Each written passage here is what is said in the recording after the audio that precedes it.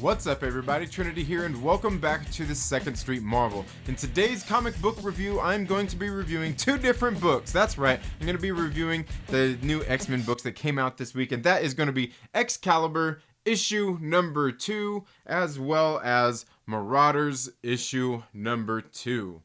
Okay, so now in case you guys didn't read last month's books, you should go back and, watch the videos on my reviews that I did on those, or, just go out to your local comic book shop and pick these books up and read them. They've been pretty good, but honestly, I've got a video getting ready to come out where I'm going to be talking a little bit more about that. So anyway, getting right into this, Excalibur issue number 1. This book is being written by Tini Howard. Marcus Toe does the art, and Eric Arciniega is the color artist. It's VC's Corey Petit is the letterer, and Tom Muller is the designer. Muhammad Asar and Matthew Wilson are the cover artists. And I'll show you those names right there inside the book. And look, Krakoan language right there. And there's the cover as well. So now, in case you guys didn't read the last issue of this or watch my review on it, basically we got introduced who the team of the mutants are going to be in Excalibur. Now I want to let you guys know you may want to read this book before you read Marauders. Just a slight little small crossover, nothing major. I'm getting ready to get into that, but basically here what we've got is Captain Britain, which is right now Betsy Braddock. We've got Rogue, we've got I think Gambit's up there, and we also even have Jubilee. Okay, and then, of course, we got Apocalypse in there as well, as he does make an appearance in this book as well. So what we start off is, just a nice little story just to kind of get you filled in on some characters that you meet later in the book. And then we see that Captain Britain and, the whole crew here of the Excalibur in this book are basically on a boat with Kate Pryde, who is giving them a ride to the island, to England, to Betsy Braddock's family's lighthouse, and apparently they are going to be they're wanting to plant a Krakoan gateway there, and that's kind of what the mission that they're on. And while they're there making their way to the island, while they're with Kitty Pryde, and this is where the crossover into the next book kind of comes into the Marauders kind of comes in, is they end up getting attacked by these like fish people while they're making their way there. And the reason that I say this, you may want to read this one first, is just because of the boat that Kate Pryde is using in this particular book, in this situation that they're using. So you'll learn more about that in Marauders if you read that one as well. So what we see is they get to the island and the lighthouse isn't there. They had a little bit of trouble finding it while they were making their way there, and the lighthouse is no longer there. It's been destroyed. Like, the whole land is pretty much unrecognizable. And so while they were in the middle of the attack, Betsy Braddock just said, hey, you know what, just drop us off here. You don't have to come on land or anything. Just drop us off. We'll jump out here, basically, is what they did. And she so they all got off the boat, and Kate Pryde and the rest of the Marauders essentially took off into just took off and left them there. And so Betsy Braddock, they get there and they run across these monks there that not everybody can see, and these monks kind of just basically tell them, because she asked them, what happened here, and he tells them this story about somebody that we learned in another one of the issues just last month. So he's saying that this Mariana Stern derives her power from Morgaine. Okay, and that's where it was the last issue of Excalibur, where we learned about Otherworld and Morgan Le Fay, and how she's basically got Brian Braddock kind of in servitude basically there in Otherworld. And so that's they kind of learn a little bit, and these monks say, hey, it's safe to plant your basically your Krakoan gateway here. They gave her permission to, which is kind of odd because it was like her family's land anyway. I don't know. But then we also get another page here of some explanation. Got some Krakoan language going on here. You might it's got a couple of little things that are obviously going to be playing more into the story here in the future. And then we see that basically what happens is they get this. There is a lighthouse that eventually gets there once they plant their gateway, and and we can see while they're there, they all had a long night, so they turn in and start resting, and they all start having dreams. Well, one of them gets awakened by a dream that she didn't particularly like, and so she goes off and gets her kid, and that would be Jubilee. And then also, in the meantime, Captain Britain is having some dreams as well, and we get a little bit of just a little bit of what's going on in their particular dreams here. And then they end up waking up, and those monks have returned to the lighthouse and asked a favor of Betsy Braddock and the crew here in the Excalibur book, and basically in their help. Battling these witches and things like that we learned about in the last issue. And then we see, Apocalypse ends up showing up, and offers them some help, and as they were fighting, just some different things going on here. But then they all end up going off to fight to fight more bad guys, and then of course we get even more more pages here with more cool stuff to read. And altogether, guys, this book, it was pretty good. Now, once you watch my video I've got coming out later this week, I'm ranking all these books in what books I think you need to be reading, and my ranking list of from importance. And this one I had kind of low on the list, and I think it still kind of is. There's some things going on here in the world that's going to play probably play some roles in the larger X-Men universe. But altogether, but don't let me say that doesn't mean anything. This is still a good book. I thought it was very interesting, the story that's going on here. Again, I thought the art in the book is pretty good too. I'll show you a little bit of the art here. As the crew is getting attacked on Cape Pride's boat. Just a little bit of the art that we get here in this book here. Again, the art's pretty good. The writing itself was very well handled, and like I said, the story really did take it a step. Bring us more into I guess the issue number 2, like it should do after issue number 1. But some interesting things going on here in this book. I thought altogether it was a pretty good read. Now this one right here, Marauders, issue number 2.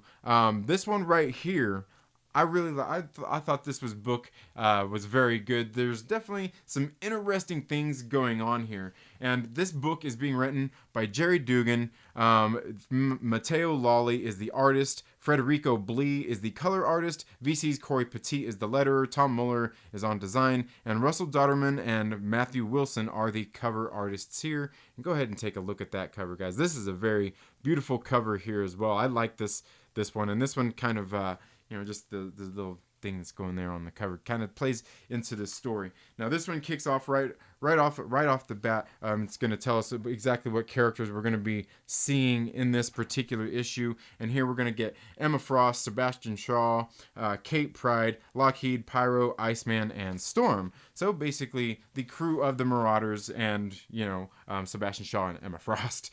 So what we're open up here with is basically a confrontation, I guess a meeting with Sebastian Shaw and Emma Frost as they are there, just kind of discussing politics and some things going on out there, some strange happenings going on with all these medicines and things that are supposed to be these deliveries that are supposed to be done by the Hellfire Trading Company. What we see here is, as they're sitting there talking, we end up flashing to the scene where the crew of the Marauders is actually going out, doing some pirate things, I guess you could say, while they're out there, out on the high seas. And one of the things I forgot to mention is here at the very beginning of the book, we get one of these lovely white pages, just telling some information about just some different things going on out there as far as the Marauders, their boats, and Krakoa, and the mutant drugs, and all of these kinds of things. And I think a little bit of that probably, I'd have to go back and really dig into it, but I think some of that may have a little bit of crossover in this book as well, in Excalibur. But yeah, so we get, some of this top secret information here, just kind of some logs, emails that are being sent here. You got to be careful of those emails, you know what I'm saying? People can read those. So while they're there, the crew of the Marauders are there. I'll show you some of that art there. They end up fighting, running in with Batroc. And so that's kind of who they're fighting over these drugs. And basically, the problem with these mutant drugs is they're supposed to be going to one place, but they're going to another place. And that's kind of what Cape Pride and the crew of the Marauders are there doing. I mean, they're doing some pirate things, but at the same time, they're doing the right thing. So for mutant kind, I guess you could say, and for humankind. And so we see that, you know, these events are obviously happening sometime all around the same time as X-Force issue number 1, because some of the mutants here are just now getting word of exactly what happened in X-Force issue number 1. And I'm not going to get into that. If you're not reading it, you should go back and watch the review of that, maybe, or maybe you should just be reading the book, man. Especially X-Force. It was a pretty good one. And we see that they end up in Tokyo. Is it Tokyo where they end up at here? Where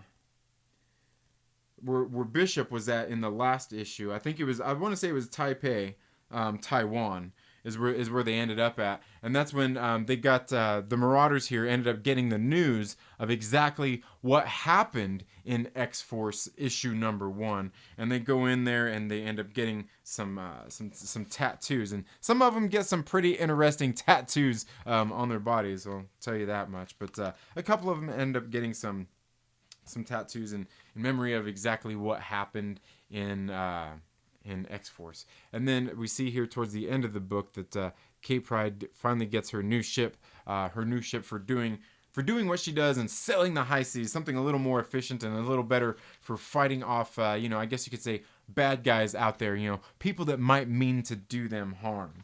And again, through most of this book, we see more of exactly,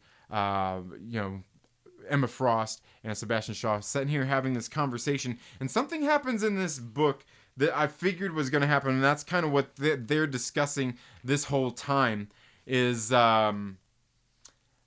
exactly who the Red King was somebody that I kind of figured going into Marauders issue number 1 that I had a feeling was going to be it, according to some of the things, from those secrets from Bar Sinister and just kind of what's been going on in the story. I mean, especially by the time you get through, if you really understand what's going on in issue 1, I think you kind of knew who was going to be appointed the Red King seat, the third seat there on their part of the council for the Hellfire Trading Company. So and we get that in this book, and it kind of ends on that note, seeing who ends up getting crowned. Altogether, guys, I would say this one is probably a book that you're going to want to read.